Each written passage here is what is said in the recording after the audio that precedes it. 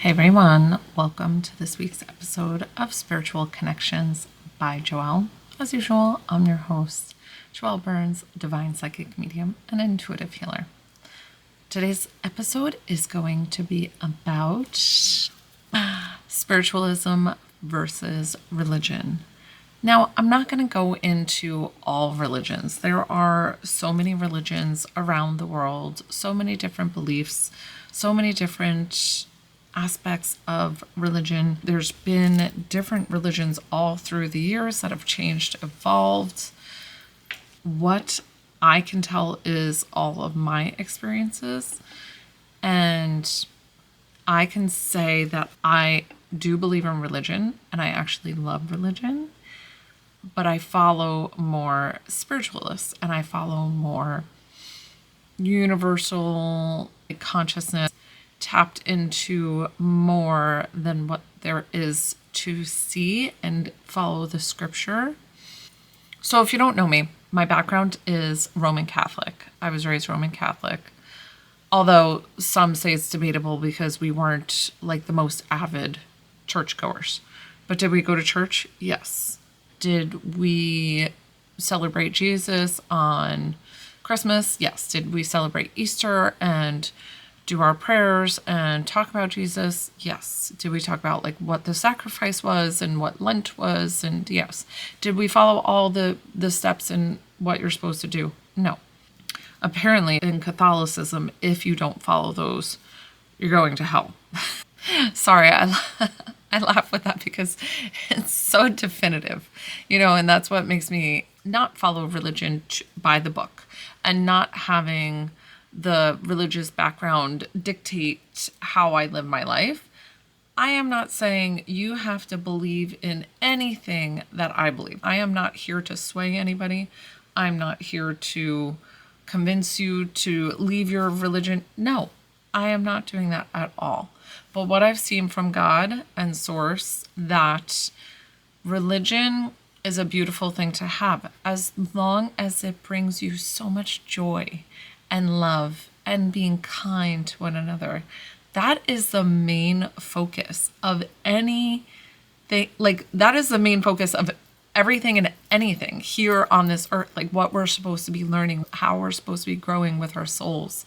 So if it's something that gives you purpose, gives you so much joy, then do it. Like, be a part of that religion. If it's hurting somebody else, if it's harming yourself or others, then definitely no, that is not something that is as supported by God. But would God leave you and ignore you because you do those things? No, not at all. God is always there for you. For the sinners, for the people who think sinning is a thing. But people don't like to hear that, right? Like, that's what my husband tells me all the time. He's like, people want consequences for those who do bad things. Okay, so it's a human trait that we put on it, but it's not God's condition, or we don't have any rules like that or guidelines as a soul. But we do know what's doing good and what's doing evil. The way that I've been explained so many times over and over by Spirit, by God, by the divine. When we get to the other side, it is not God who judges us.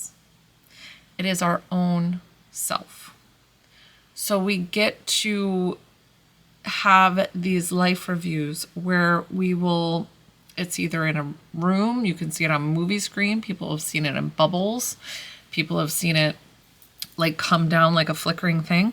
However, it's very personal to you, and you're going to feel every emotion by your actions and the person receiving your actions. So if it's good or if it's bad, you're feeling on both ends what's happening. And right away, you will almost judge yourself and feel so sad for the things that you've caused other people and the pain that you've caused other people. It's kind of like you sit down with your guides and they're going to be like, okay, well, how do we move forward from this? And you decide. There is nothing that they're like forcing you to do.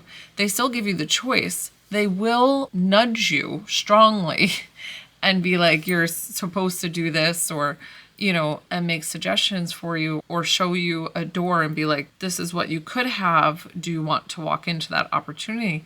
And you make that choice of walking into that opportunity. Does this all make sense? I'm trying to make the other side seem more here and now. I have contemplated opening my own church, a spiritualist church of sorts, but also believing in religion, like without closing the door to religion.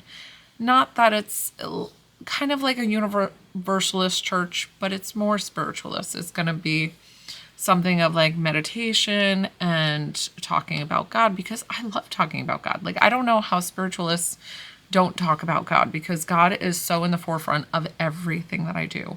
And I feel God all the time. I feel the divine. I talk to Jesus. I talk to the Virgin Mary.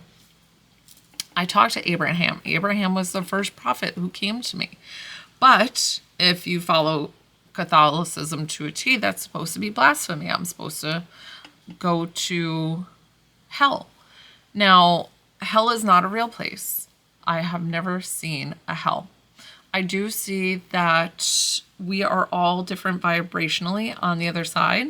And our goal, our purpose on our soul level is to be as vibrationally high as God. So that is like our soul's purpose, to clear anything, to get as high as God, to get closer to God. Now, when these people are stuck in lower vibrations, they could be considered like evil or negative, or they're just a low. Like, you ever walk into a room and you just feel like oppression, like this like heaviness and just something doesn't feel right? That is pretty much just a lower energy, a lower vibration being stuck in that space. So that's a kind of personal hell that I've seen. Like I said, I don't believe in hell. There's no devil sitting on a throne being like, you're going to burn for all eternity. These lower vibrations are actually with God. They just are using their free will and not listening to God, not moving into God's energy. God is still like sending beautiful music and love and being there for that person, but they have the choice to help themselves and like work through it. So sometimes they get a little like stuck. Now, I've explained before. So in the Bible, there's a section of Deuteronomy. Deuteronomy is where they talk about people who are like me, that they call them seers, or I think seers, being mediums and people who talk to spirit. And they say that you don't know what energy you're connecting with, that it could be malevolent being where it means you harm, and it's the devil saying that, and all these things.